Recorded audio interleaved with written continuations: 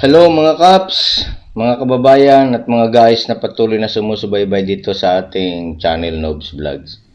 Okay, meron tayong topic ngayon tungkol dito sa mga video na mga ina-upload ko po, no. So, ito po ang aking paunang salita dito sa mga ina-upload kong mga video is hindi po ako nag-fake news. Sa mga caption, no, sa mga nilalagay sa mga thumbnail, so yan po yung mga paraan para lang po mahikayat yung mga manonood na mag-click sa channel mo. Kaya may mga ganyan mga title ba, makaagaw pansin. Pero pagdating naman doon sa content na katulad nga nito, itong bago kong in-upload kagabi lang. Di ba nagpauna na po ako? May sinabi akong hindi ko alam kung legit ito dahil natanggap ko lang, no. Naipasa lang sa akin, nakita ko. So, ang nilagay ko diyan, ang nag-comment ako diyan, no, nag-conclude ako diyan na ganyan. Pero di ba hindi po sigurado. Kung sigurado man, kung tiyak man, kung legit talaga yan, na ganyan nangyari sa kanya, maraming salamat po. Kumbaga, malaking epekto sa mga kapatid na yung mga may sama ng loob, medyo mabawas-bawasan, no? Ganon yan siya. Makakaramdam tayo ng medyo magaan na pakiramdam. Kasi nga po, napakasama nga po ang ginawa ng tao na ito talaga. Hindi natin tanggap ba? Hindi tanggap ng ating mga damdamin, no? Ang panglalait na ginawa sa tagapamahalang pangkalahatan. So, ito, kung ito man ay hindi totoo, halimbawa, o mga lumang video niya ito. So, dito, makikita natin, no? Kumbaga gusto kong paunawa sa mga taong bayan, sa mga subscriber niya, sa mga manonood niya, no? Sa mga nakaka-click sa programa niya, na walang kredibilidad tong tao na to. Kumbaga wala palang wala itong magandang at mga totoong mga sinasabi. Kasi ayan, no, tingnan yung ugali niya, no.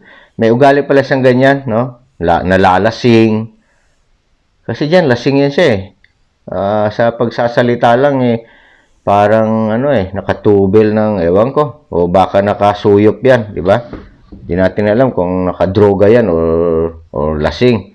So ganyan po yan, ganyan na po ibig sabihin. Makikita natin diyan kung anong klaseng tao po siya.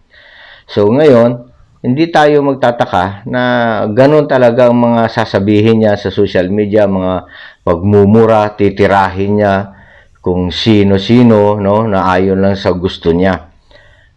Mayroon siyang sinasandalang mga tao. Pero dito, ayon din sa kanya, hindi siya pinapansin. Kumbaga, gumagawa na lang siguro ang tao na ito ng kanyang sariling version, sariling way of pamamaraan niya, ganyan, no, sa social media. Kumbaga, nagpapasikat nga. Dito po, lumabas po talaga ang kanyang totoong ugali, ang tunay niyang pagkatao. So, nakita natin, di ba? Bago mang video ito or luma man, at least meron tayong ideya kung anong uri, no, ang pagkatao pala ng Epipanyo Labrador na ito. So, kaya po, napakalaking tulong sa atin itong video na ito na napanood natin ngayon na kanyang sitwasyon kung saan man ito. Kasi may mga time pala na ganyan po siya. So, hindi lang siguro may mga time, kundi ganyan po talaga siguro siya. So, ito, lasing na lasing siya. Nagsasalita ng mga bagay na parang wala sa sarili. So, ito po, masasabi natin na ano man yung kanyang sasabihin dito sa social media, ano mang pang-impluwensya ang gagawin niya sa mga manonood, ay alam na po natin kung anong uri, no? Anong style niya. So dito, ang gusto ko lang kasing pagdiinan dito na makita ng madlang people, no, ng mga manonood dito sa YouTube, lalo na yung mga sumusubaybay dyan sa channel niya, na hindi po pagkakatiwalaan po ang mga sinasabi ng taong ito. Kumbaga, yung ginagawa niya mga paninira, talagang sa kanyang sarili lang po yun na mga sinasabi. Tunay na wala siyang mga batayan, no? Hindi lamang paninira sa sa iglesia, maging siguro doon sa ibang mga tao. Kaya maraming galit dito sa tao na ito. So ang napakasama lang nito, no? Ang napakasama lang nito, ang ginawa niyang pagkakamali ay yung kinanti niya ang iglesia. Kumbaga, wala sa ano niya ba, no? Wala sa loob niya siguro na o talagang yun talagang layunin niya. Gusto niya magpasikat talaga. Kasi lagi nga sinasabi niya na walang ibang bumangga, takot sila lahat, ako lang. Oh, hindi ako natatakot para sa bayan, oh, 'di ba? So yung mga ganung mga sinasabi niya, so hindi po napapaniwalaan na po 'yun ngayon na yung paninindigan niya ay tama, 'di po ba? Kasi dito makikita niyo lang, oh. May panahon na nawawalan pala talaga siya ng bait. So, ibig sabihin, yung mga sumusuporta sa kanya, kung totoo man, na sinasabi niya, pero ako, lagi kong sinasabi dyan, na yung sumusuporta sa'yo, wala yan, dyan lang yan, no? Sinasabi-sabi mo lang yan, para lang mapalakas mo ang loob mo, para lang bibilib yung mga tao na nakikinig sa'yo. So, yun po, yun po ang lagi niyang binabanggit diyan para yung simpatiya ng mga tao na nanonood sa kanya ay makuha. Ganun siya kasi napakagaling po, no, ng dila niya magsunod-sunod ng mga words, no, ng mga salita, no. Yung mga sentence niya parang nakasulat pero hindi nakasulat. Talagang ang galing maghanay ng mga salita, no? Lalo pa't mumurahin ka, nako, perfect na perfect yung pagmumura niya. Ganoon siya. So, parang kinarir na talaga ng tao na ito yung ganyang sistema, style niya sa pagbablog. Pero ngayon, siyempre, huli na siya. So, ngayon, yung video na latest niya na parang lasing siya, so kung totoo man yan, salamat po. Kung hindi man yan totoo, di mag-update lang po tayo. No? At least, yung mga manunood natin, lalo na yung mga cops na nanonood na lubhang nagkaroon ng masamang tawag yan, yung damdamin nila ay parang hindi pa nakaka-move on, 'di ba? Dahil sa ginawang panglalait sa tagapamahalang pangkalahatan. At least medyo parang naiibsan, 'di ba? Merong natutuwa, merong parang nagkaroon nakahinga ng maluwag, 'di ba? Pero wag po kayong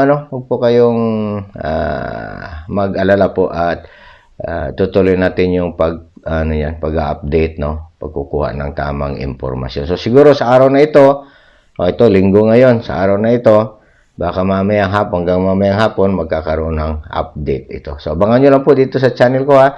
So sa mga caps, no? Kasi may nakita kasi ako sa mga comments ba, no? Oh, legit ba 'yan? Nag-fake news ka na naman ganun. Actually, hindi ako nag-fake news kasi doon po sa unang pagbungad ko pa lang, pag-greet ko pa lang sa inyo, so pinauna ko na po, di ba? Kaya sabi ko, ito nga, kayo po ang manood, tingnan ninyo. Tapos doon sa bandang huli, doon sa ending ko, outro ko, sinabi ko naman doon, so kung totoo man ito, di tama, parang nagkatotoo yung mga sinabi ko sa kanya, ganon, di ba? Okay, so konting lang po, konting unawa lang po, no? Alam niyo naman ang style dito sa social media, pag yung sa title, no, sa thumbnails, makikita ninyo, pang-attract po 'yon para ang tao mag-click, para mabuksan nila ang channel mo at mapanood nila kung ano yung content. Gano'n yan siya. Actually, yung sinabi kong sumuko diyan sa thumbnail ko, maraming po yan, maraming tukoy po yan. Kasi kung tingnan po nyo dito sa kanyang video ngayon, talagang sumuko siya, di ba? Hindi siya sumuko sa alagad ng batas, hindi siya sumuko sa ating, kundi sumuko na yung prinsipyo niya, sumuko na yung tapang niya. Kumbaga, wala na. Kumbaga, ganun pala siya, no? Ayan, tingnan nyo. Ganun pala yung ugali ng tao na yan. Nanghihina din, no? Kasi kung doon sa video niya, makita mo, tapang, walang ninaatrasan, kahit sino ka pa. Di ba? Wala, hindi nyo matatakot si Labrador, sabi niya gano'n, hindi ako pauhuli ng buhay. Di ba gano'n? Pero nga makita natin, ganyan pala siya. pag nawalan ng loob, kumbaga sumusuko yung kanyang isipan, yung kanyang lakas, di ba? O pati sa pananalita. O ganun na siya. So, yun siya guys. So, kunting ano lang po sa mga manonood natin, no? Sa mga followers natin. At least dito, pinaliwanag ko po, no? Yung side ko. Okay po, maraming salamat po. So, update lang po tayo sa iba pa nating mga videos. Ngayon, enjoy na lang po ninyo yung panonood dyan. So, no matter kung ano po yung ano ninyo, itawag dyan, i-comment ninyo. Pero, kaya ganito po, lalagyan ko lang ng reaction. So, ito po, reaction ko lang po, no, sa mga comment na nabasa ko dyan sa aking video na yan. Okay, maraming salamat po uli. Shout out sa lahat ng mga caps na tumutulong sa akin. So, may mga nagpapadala na, may mga nagsisend ng mga cash. Ay, okay po. Salamat po. No? Hindi ko alam kung paano kayo i-highlights yung mga yung mga ganyang mga ginagawa niyo, mga send stars niyo, send cash ninyo sa akin. Pero shout out po sa caps na tumulong na yun sa akin. Taga-ibang bansa po yun eh. Hindi ko kasi nadala yung cellphone ko na isa. Sana nabasa ko. So, basta po, sa mga caps na sumusuporta sa akin, bumabati sa akin, so, nagbibigay ng lakas ng loob sa akin. Yung baga, yung bang ina-appreciate yung ginagawa ko. Kasi, pag may mabasa kasi tayong ganyan, parang inspirado tayo, na-inspired tayo. No? So, salamat po. Sana wag kayong magsawa sa panonood sa akin. So, yung mga comment na ganyan, negatibo, positibo, okay lang po yan. Kasi natural po sa isang tao, mayroon po siyang sariling pangunawa, naintindihan niya, ano man yung naintindihan niya dyan sa pinapanood niya, i-comment niya. Okay lang po yun sa akin po. Pwede kong sagutin. Nagre-reply din naman ako, no? O di kaya, kung medyo okay naman yung kanyang comment, nagha-heart lang po ako, di ba?